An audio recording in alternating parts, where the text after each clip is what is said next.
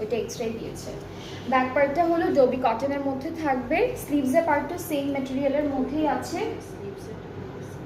আচ্ছা হ্যাঁ হতে পারে, স্লিভসের জন্য কিন্তু আপনারা এই সাইডের যে এক্সট্রা কাপড়টা আছে এটা ইউজ করতে পারবেন। সো এটা হলো স্লিভসের পার্টটা।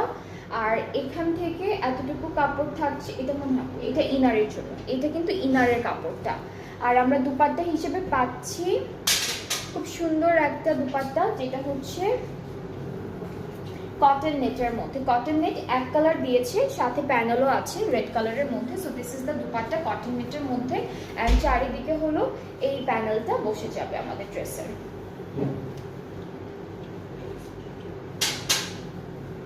এই যে এটা হলো দুপাট্টার চারিদিকের জন্য। ট্রাউজারটা ক্যামব্রিক কটন, এটাও এই চাপু।